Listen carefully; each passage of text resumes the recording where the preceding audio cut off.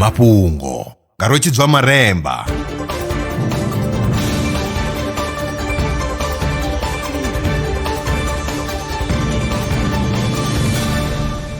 Ndo livhuwa vhukuma zwa zwino ndi tshifhinga tsha mafhungo.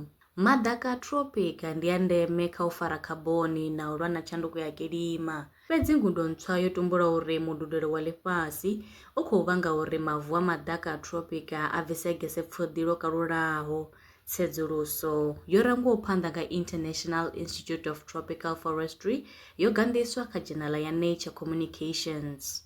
Vhorasaintsi vho bveledza modele muswa wa AI une wanga shumiswa u vumba luvhilo lwa muya wa ḓuvhani. U ya nga bammbiri yavho yo anḓadzwaho kha The Astrophysical Journal Supplement Series, vhorasaintsi vha ri modele wavho khwine u fhira mimodele ine ya shumiswa zwino ngauri u ya vumba luvhilo lwa muya u swika kha maḓuvha mana.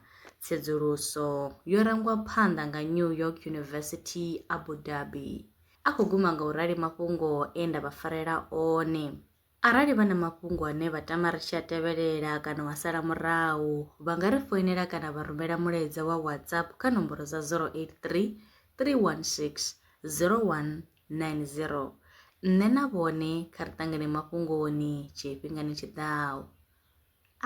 Lwa miṅwaha i fhiraho fusumbe dzina ḽithihi fhedzi ndi ḽone ḽi bvaho phanḓa khou endedza vhadzulapo vha ḽa Afrika Tshipembe. Mulaudzi Transport Service ndi khamphani yavho ine ya vhaendedza u ya na u vhuya mishumoni nyendo dza kule na tsini, hu tshi katela na u welekanya mikano ya mashango a tsini na Afrika Tshipembe. Ri vhaendedza vha swika hune vha khou ya vho tsireledzea. Arali vha tshi ṱoḓa u bva nga tshigwada u dzhenelela vhuṱambo vhufhio na vhufhio, kha vha ri fhulufhele ngauri ri ḓo vha swikisa nga tshifhinga. Vha nga ri kwama kha nomboro dzi tevhelaho 083 227 0606. Mulaudzi Transport Service, no place is too far to reach.